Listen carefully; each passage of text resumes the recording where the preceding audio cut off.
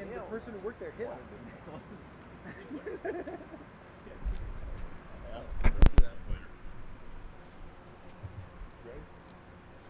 First thing is glad to see you guys in person instead of looking at you through a TV screen.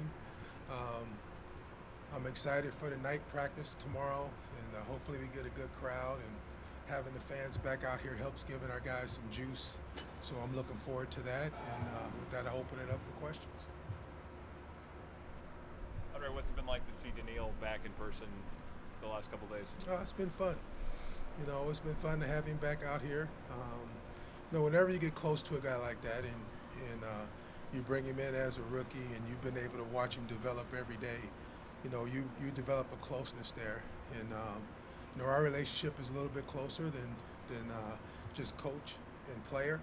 So, it feels good to have him back out there, and I'm enjoying having him around. Not only that, he's been wowing not only teammates alike and the fans, but just that it doesn't seem like he missed a beat.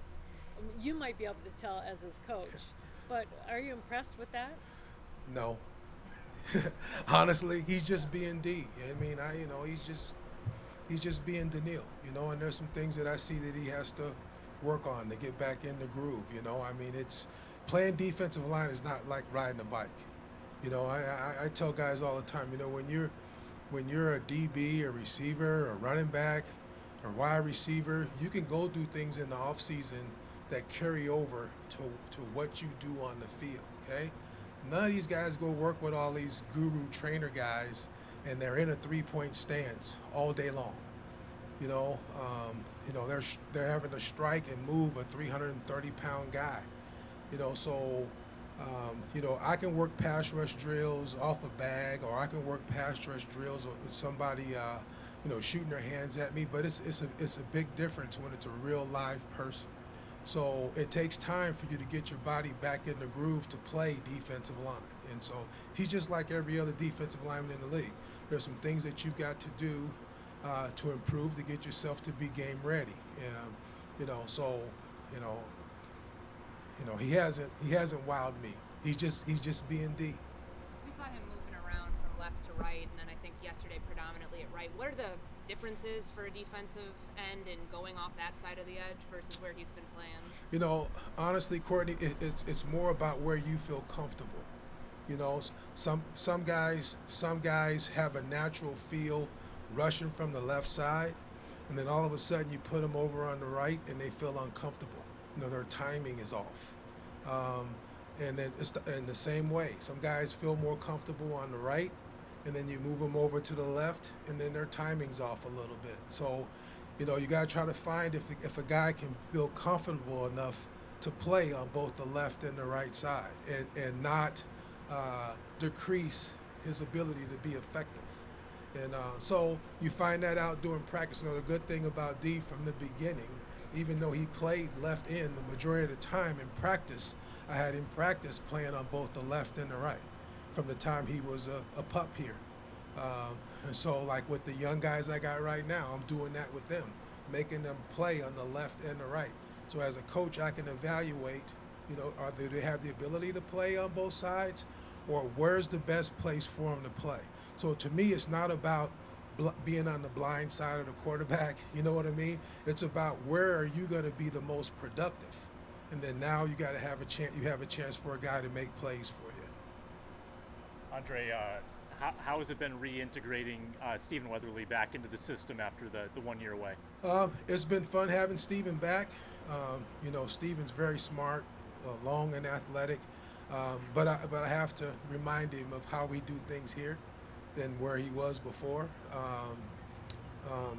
And he's getting that, and he's been doing a good job so far, and it's just been great to have Stephen back here. I think when you talked in spring just about some of the tweaks you guys were working on with like the scheme, someone like that who played some outside linebacker in college, right? I mean, Mm-hmm. he's standing up and some during OTAs. What kind of flexibility does that give you in moving him around? What his role could potentially become in this version of the defense?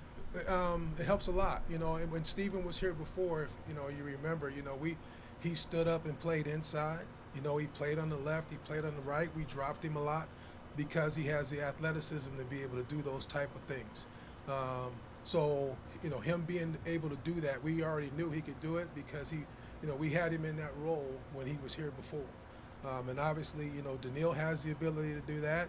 And, now we're looking at the two young cats to see if they have the ability to do that. So it's all about me finding out, what a guy can and cannot do, and then trying to put him in the best position for them to be successful.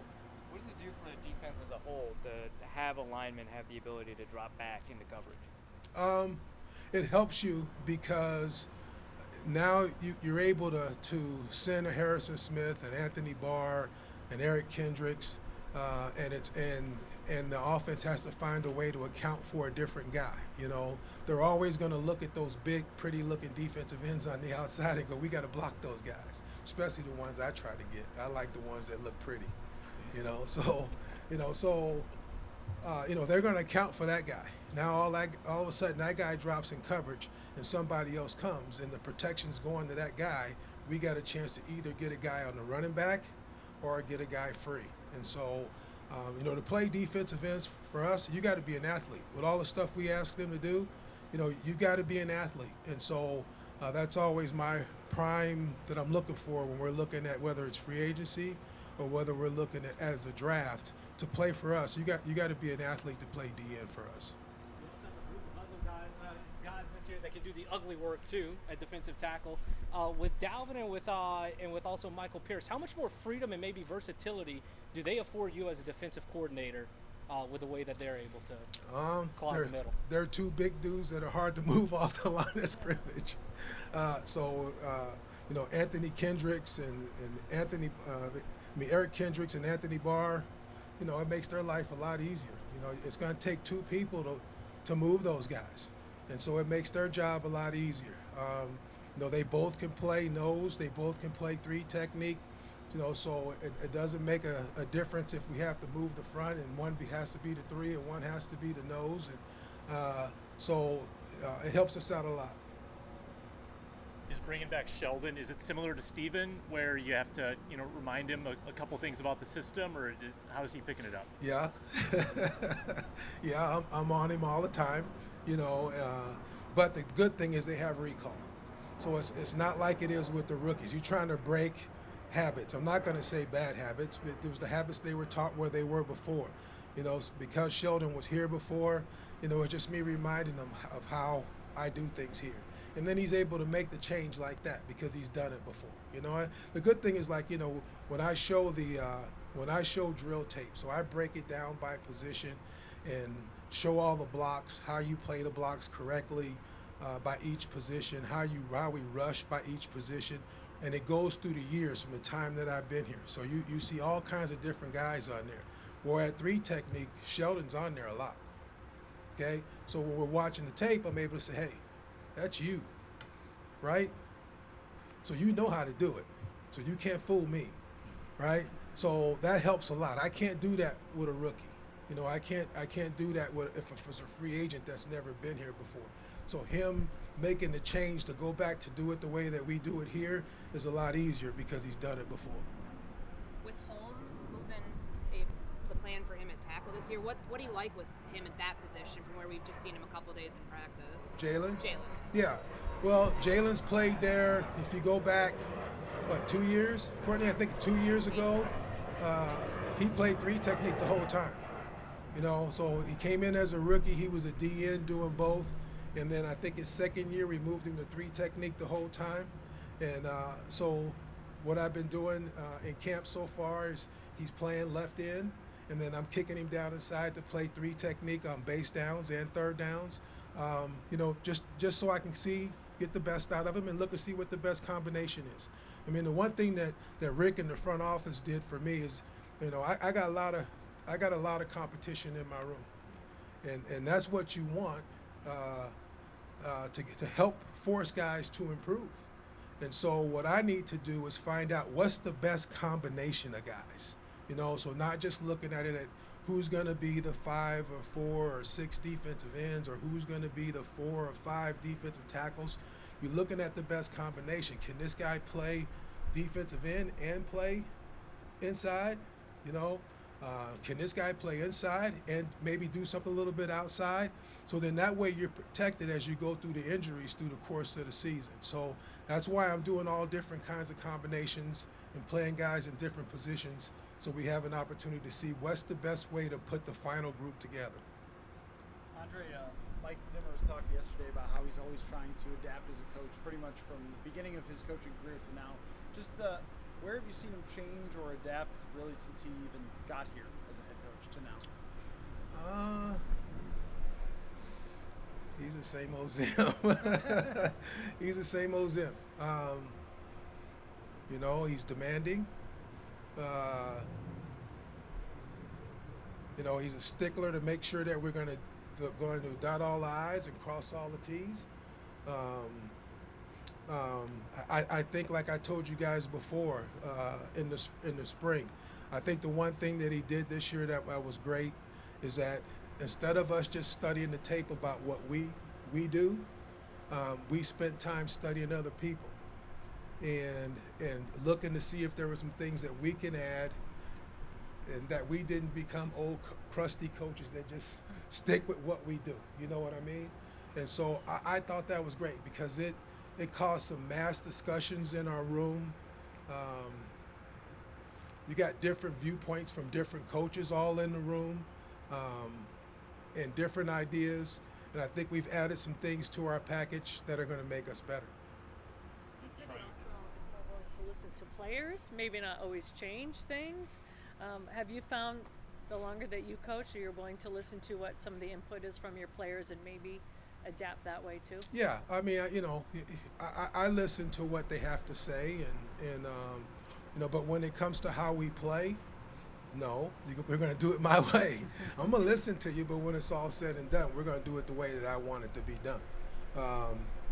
But, you know, I have learned some things through the course of the years from guys that I've coached, you know, that have changed drills and changed viewpoints to how you do certain things because of guys that I was blessed to have an opportunity to coach. And those things have, I think, have helped me as a coach and have helped me give great knowledge to my players to help them become better players. Andre, what's the key to getting today's player to understand that I'll listen to you, but in the end, it's my way? Well, I think number one, that you're honest with them. And I think number two, that you have to show them that you have their best interest at heart. Is what you're trying to get them to do is not just what's best for the team, but also what's best for them as a player. And you're trying to put them in the best position to succeed. And that's always the challenge when you bring in the rookies and you bring in the free agent guys, because they've been doing it one way for a long time, okay? But it helps when you can throw on tape and they can see what, example, a Daniil Hunter looked like when he first got here and what he looks like right now, okay? Or you can throw in an Everson Griffin from when I first got here and what he looks like right now. Or a Linval Joseph, you see what I'm saying? And so I show those guys that tape, okay? Here's D when he was a rookie. He's making the same mistakes you make. It's not the same guy, okay? But now look at him now, okay? So he followed the plan of what we're trying to do and master the technique. So I always think that, you know, the proof is in the pudding. When they see that, then they buy in, okay? All right, I'm gonna listen to coach because he may make me into this kind of a guy. So I just think it's honesty and them understanding that you have their best interest at heart. That drill tape you're talking about, how long have you done that idea of I'm taking clips over the years and creating a position-specific drill tape of how I want it done? Well, I got John Randall on there. Okay. I got, you know, I got Leon Lett on there. I mean, I can go on and on. I got Henry Thomas on there. So, I mean, again, that's the one thing that helps me is, you know, you guys had asked me before when it comes to recruiting guys. I let the ex-players recruit for me. You know, go talk to them. They'll tell you. You know, so I don't, you know, when it came to Dalvin, I didn't have to do a lot of recruiting for Dalvin. The other guys recruited. So when he walked in and sat in front of me in my meeting room, he looked at me like I was a superstar. So I'm hoping he never figures that it's not true. But he looked at me like I was a superstar from what he heard from other players. So, you know, that's what helps a lot. How about when someone like Sheldon and Steven they go elsewhere, and then they come back. Right. You know, it's almost, did they not know how good they had it, or what are those comments? Yeah, I mean, that's part of it. And, you know, because of the rules, I had to wait for our people to tell me that it was okay for me to call Sheldon. So even though our people were talking to, you know, his people, you know, I just couldn't pick up the phone and call him, even though that's what I wanted to do. So when they gave me the okay to call him, when I finally called him on the phone, he was happy to hear my voice. And he was happy to know that I wanted him back. You know, so, and he knows he was very productive here because he's told other people that. So it wasn't a big sell for me to have to get Sheldon to want to come back here and play. And, you know, and I know that's the biggest reason why he's back, because, you know, he knows I can get the best out of him. Thanks, guys. Thank you.